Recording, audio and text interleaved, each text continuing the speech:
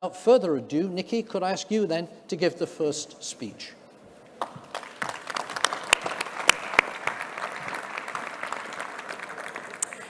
Conference, good afternoon. It's wonderful to be with you here today, and wonderful to be able to tell you about the work that we are doing in the Department of Digital, Culture, Media and Sport.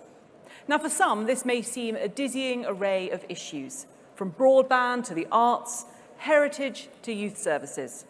But it's all brought together by one simple word: place. Place means reminding ourselves that we are all part of a wider community, and that our sense of belonging needs to be central to making policy and enhancing the lives of those we serve, something I think we can all agree is now more important than ever. As we grasp the opportunities available to us when we leave the European Union on October the 31st, I believe that art and culture will have ever more vital roles to play in Britain's future. We are, and always have been, a creative and imaginative nation. We are a nation of unique museums that capture our vibrant heritage, and new businesses that show us an exciting high-tech future. Conference, in the first 7 months of this year alone, the UK tech sector attracted £5.5 billion of investment. That is more in the first half of this year than for the whole of 2018. This, in the words of some Westminster watchers, despite Brexit. Leaving the European Union means we can expand our relationships around the world. It's not by coincidence that more than half of the investment I have just cited came from America and Asia. Conference, Corbyn and McDonnell would put all of this progress at risk with their plans to tax our tech sector. By taking taxes to their highest ever level in peacetime, Labour would simply drive businesses and investment from this country. This does not only stifle our creativity, but impact the companies that come here, threatening our tech sector's unique position on the world stage. Almost 40% of the billion-dollar tech startups in Europe are from the UK, with London forging ahead of both Paris and Berlin. But this success is not just clustered in our capital. Other cities are also contributing to our country's great success in this area, with both Oxford and Cambridge combined having more such companies than Paris. Conference, I want the UK to be the best place in the world to start and grow a business. But ladies and gentlemen, the truth is you can't start and grow a business if you can't connect to the internet.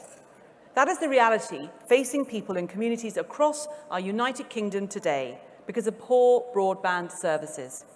The Prime Minister has great ambition and optimism for our country, and I share that.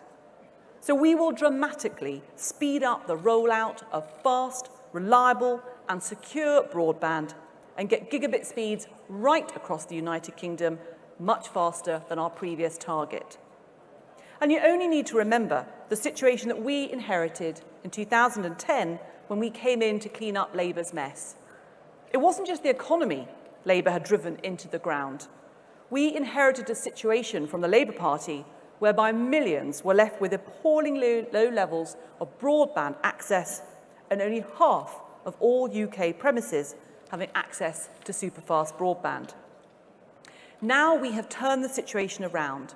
96% of UK premises have access to superfast broadband, but there is much more that we can and will do. Why? Because as Conservatives, we believe every corner of our United Kingdom should have the opportunity to thrive. So we will never give up on our rural communities. And as well as levelling up digital infrastructure right across the UK, I am determined to do the same for our cultural heritage across the country. Our culture should not be limited or clustered to our tourist cities. That is why I am determined that we focus on those left-behind areas, supporting both local cultural and creative infrastructure. This all goes back to that word, place. Every part of our country has its own history and story to tell, which is at the heart of our shared national culture. These stories should be cherished for future generations, for the great-grandchildren of those who are there. Conference, we all know the last few years have been fractious. Sometimes we have forgotten the amazing things that unite us, and I believe passionately that our shared culture can help bring us back together. Creative and cultural institutions are the greatest gathering places that give a community its life. They are the heart of placemaking. And when we talk of building the infrastructure Britain needs, we must not forget our social infrastructure. No matter where you live or where you came from, everyone should have the same opportunities afforded to them. This is a fundamental shared belief of why we are all Conservatives. If we wish to use all the great talent in our country, it is vital that we offer opportunities and the chance to build character and resilience to all. Increased access to art, culture and sport, not just in school, but also outside of the school day. This government has ambitious plans to ensure that our future generations have the chance to nurture and grow their talents. Conference, our national culture has always been a source of soft power, but today I have set out why it can also be used to drive economic prosperity in communities across our United Kingdom.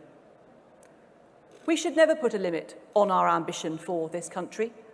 We must support our vital cultural and artistic sectors while harnessing new technology to enrich the lives of future generations.